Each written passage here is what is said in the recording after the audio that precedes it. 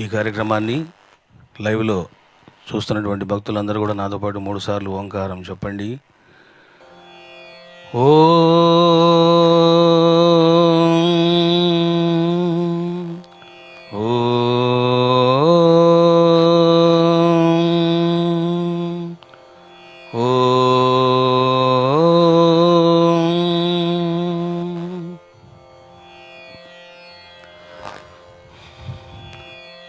ఆత్మస్వరూపులారా,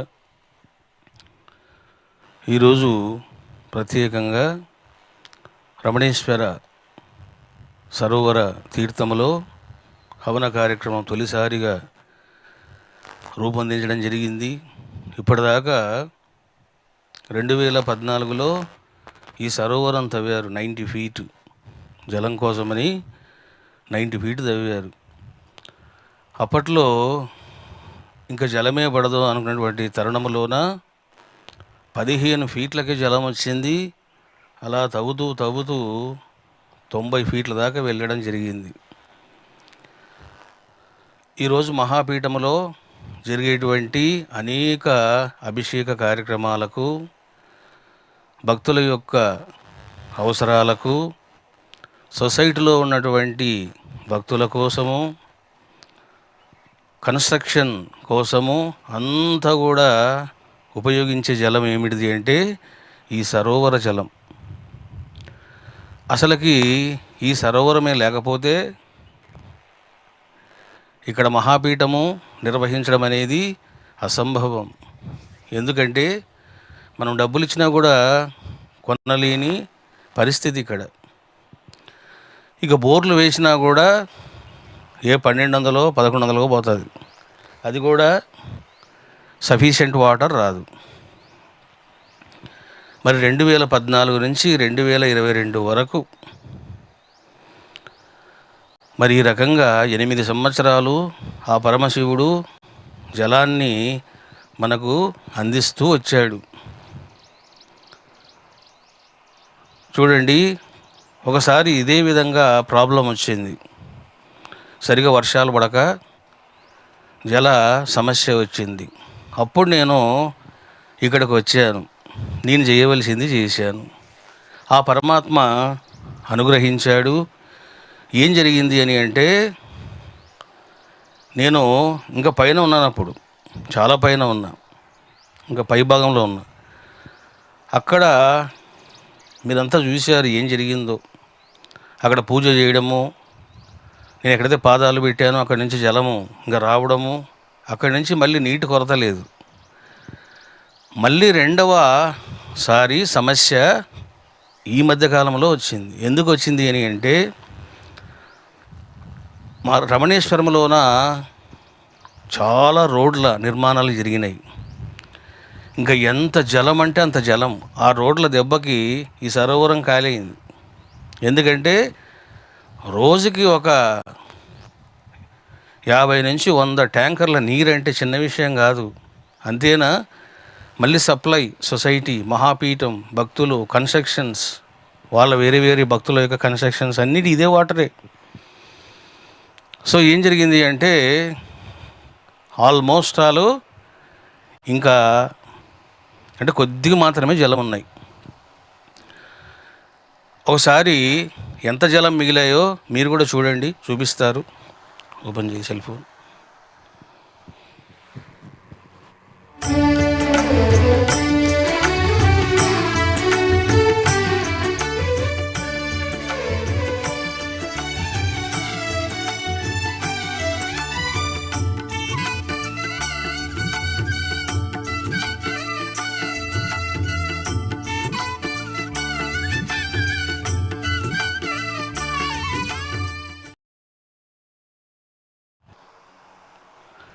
అది పరిస్థితి బావు. తర్వాత నాగపంచమి రోజున మనం హవనం చేసాం. ఆ హవిస్సు నిమజ్జనం చేయాలి. పైగా నేను కూడా ఒకసారి చూస్తే మంచిదని భక్తులు చెప్పడం వలన సరే ఒకసారి వచ్చా నేను కూడా నిమజ్జనం చేద్దామని హవిస్సు. తీర చూస్తే పరిస్థితి అట్లా ఉంది. సరే అప్పుడు హవిస్సు నిమజ్జనం చేసి ఆ మంత్రజలం, అప్పుడు ఇంకా మంత్రజలం చల్లలేదు అక్కడ, హవిస్సు నిమజ్జనం చేసి వెళ్ళిపోయినాం. చూడండి, ఎప్పుడైతే నాగపంచమి రోజున ఆ హవిస్సును కలపడం జరిగిందో ఏం జరిగింది అని అంటే, ఇక నెమ్మదిగా వాటర్ పెరగడం మొదలయ్యింది. అంటే ఊట ఇంటర్నల్గా స్టార్ట్ అయింది. ఇక మళ్ళీ మరోసారి ఇక్కడ రావడం జరిగింది. ఎప్పుడది సతీదేవి యొక్క శివలింగ ప్రతిష్టాపనం పూర్తయిన తర్వాత హవిస్సు నిమజ్జనం కోసం వచ్చి అప్పుడు మళ్ళీ నేను చేయవలసింది నేను చేశాను, ఆ పరమాత్మ చేయవలసింది పరమాత్మ చేశాడు. ఏం జరిగింది అని అంటే, మీరంతా చూశారు, న్యాచురల్గా వాటరు ఫ్లో కావడం జరిగింది. ఒకసారి చూడండి ఆ సన్నివేశాన్ని.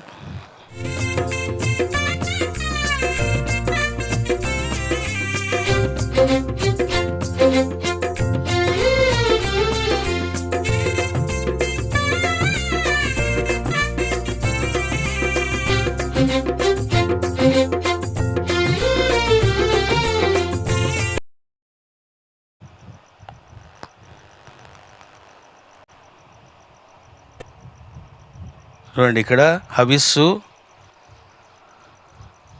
ఆ యొక్క హవిస్సును, తర్వాత మంత్రజలాన్ని, పాలను అదంతా కూడా స్వామివారికి సమర్పించడం జరిగింది అక్కడ. చూడండి, నేను చేయవలసింది నేను చేశాను.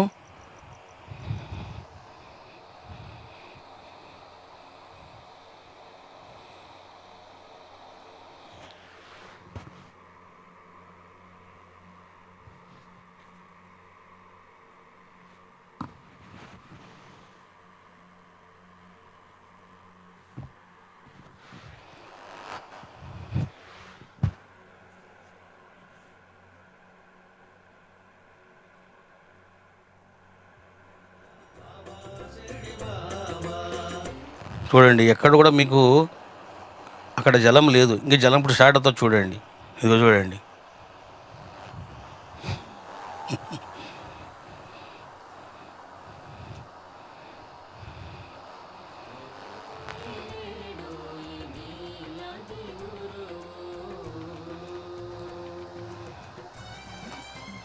చూడండి బాబు, స్టార్ట్ అయింది చూడండి, ఆ ఫ్లో స్టార్ట్ అయింది చూడండి.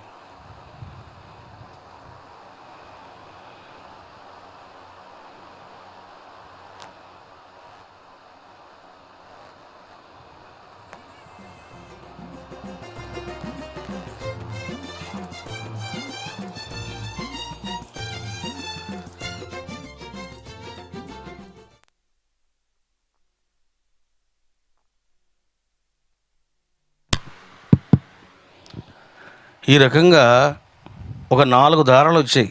పునః సంతోషం వేసింది, కనీసం దారాలైనా వచ్చాయి అని చెప్పేసి. మరి ఎందుకు ఇటువంటి పరిస్థితి ఏర్పడింది అని అంటే, చూడండి, హైదరాబాదులోన ఒకటే వర్షం, ఇక్కడేమో జస్ట్ ఆకాశం మేఘావృతం కావడం.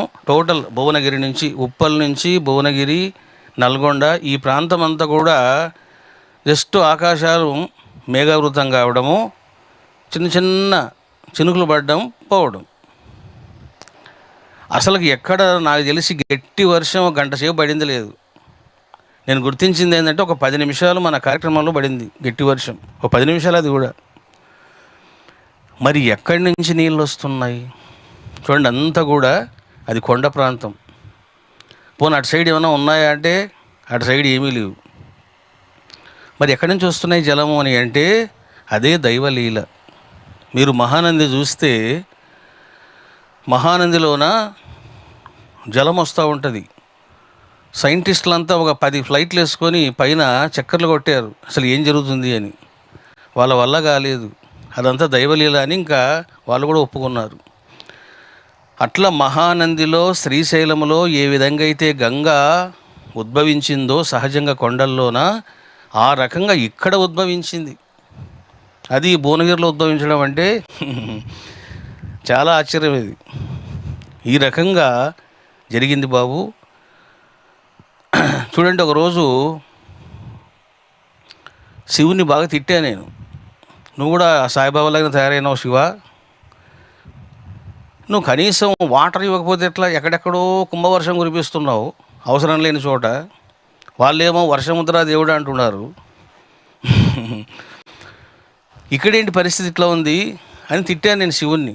చూడండి, నేను తిట్టిన 24 గంటల్లోనే దారులు స్టార్ట్ అయినాయి. అంటే ఏమిటిదంటే, మనలో నిజంగా పవిత్రత, ప్రేమ ఉంటే అవన్నీ జరుగుతాయి.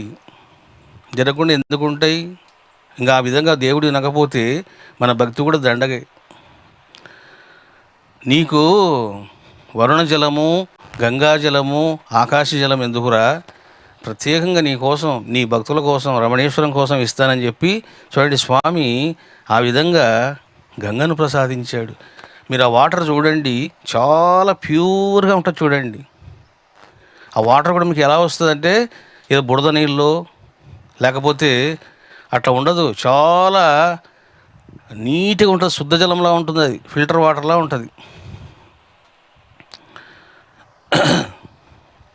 ఈ రకంగా వచ్చాయి బాబు. సరే నేను తవ్వాను, సంతోషం అనిపించింది. మళ్ళీ నాకు డౌట్ వచ్చింది, అసలుగా ఇవి వస్తున్నాయా ఆగిపోయినాయా అని.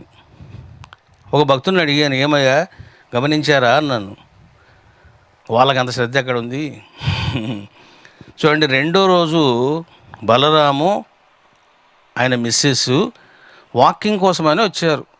వాళ్ళకి ఎందుకో ప్రేరణ వచ్చింది చూద్దామని. సరే వచ్చి చూశారు.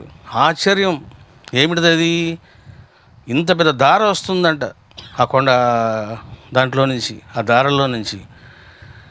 నాకు వచ్చి చెప్పాడు. నిన్న అబ్బాయికి ఫోన్ చేసి చెప్పాను, కెమెరామ్యాన్కి, అరే బాబు నువ్వు వెళ్ళి ఏంటి పరిస్థితి అని. సరే కంటెంట్ రాత్రికి వచ్చింది, నేను చూశాను 8 o'clock అట్లా. నాకే ఆశ్చర్యం వేసింది.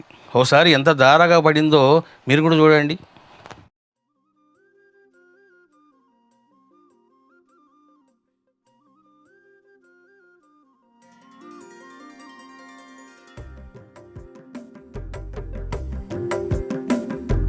మహాహేమ శృంగ మహాలింగ మహారూపా, మహావిశ్వశాంతి మహామణి ప్రదీపా,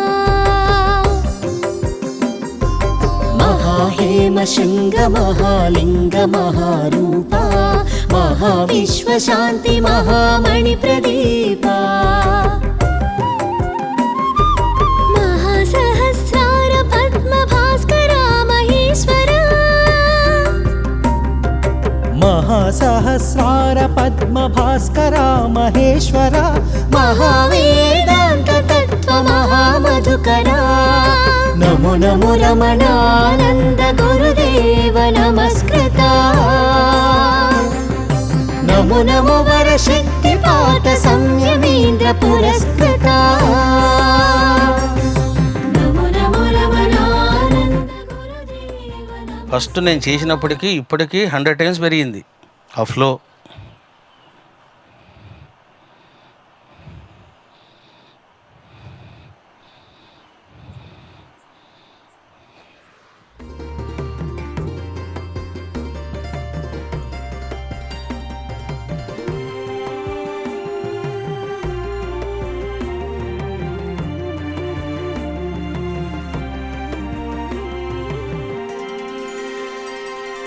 చిన్మయాకాశ చిదానంద సత్య సుందరా, మహాభక్త బృంద మధుర హృదయ మందిరా,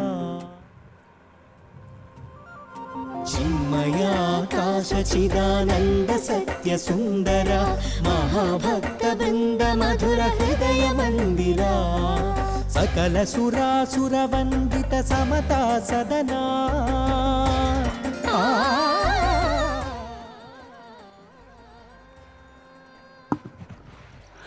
చూడండి, ఈ విధంగా వర్షాలు పడకుండా జలం లేకపోవడం వలన ఇంకా శివలింగాలు కూడా నీళ్లు కష్టమైపోయింది.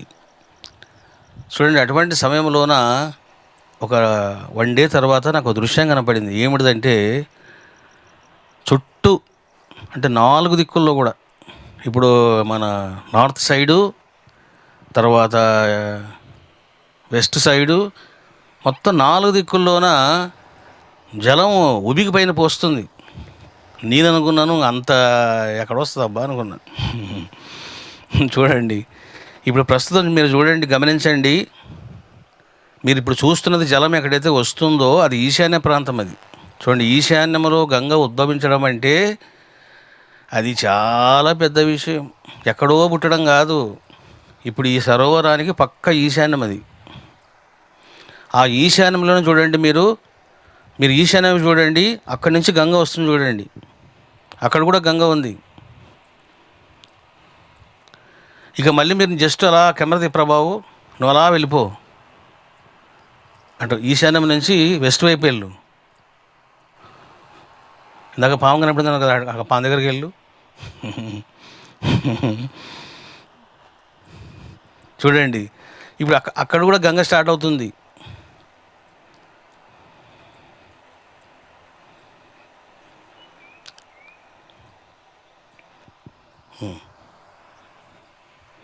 ఈ రకంగా దైవానుగ్రహం వలన ఈ విధంగా జలం పుట్టింది బాబు. ఇది మామూలు జలం కాదు, శివగంగ ఇది, సతీదేవి గంగ. చూడండి, సతీదేవి ప్రోగ్రాం చేశాము, అమ్మ వర్షింపజేసింది. మరి సతీదేవి అంటే ఎవరు? హైమవతి. ఈ రకంగా మనము అర్థం చేసుకున్నాము. ఇప్పుడు ఇంకా ఈ దారాలు ఇలా ఇదే విధంగా కొనసాగాలని, ఈ సరోవరం నిండాలని,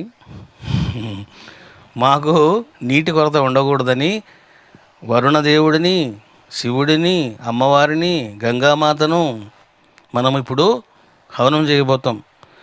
చూడండి, ఇప్పటిదాకా మనం అనేక దేవతలకు ఆహుతులు ఇచ్చాం. ఎందుకో నేను గంగాదేవిని మర్చిపోయినా. మరి గంగాదేవి కొంచెం బాధ కలిగినట్లుంది. ఏమిటి ఇంతమందికి ఆహుతులు ఇస్తావు, నాకు ఇవ్వవా, నీకు జలం లేకుండా చేస్తానండు అనుకుందేమో అమ్మ. చూడండి, జలము వర్షాలు పడలేదు కాబట్టి ఇప్పుడు గంగాదేవి కూడా మనం చేస్తాం.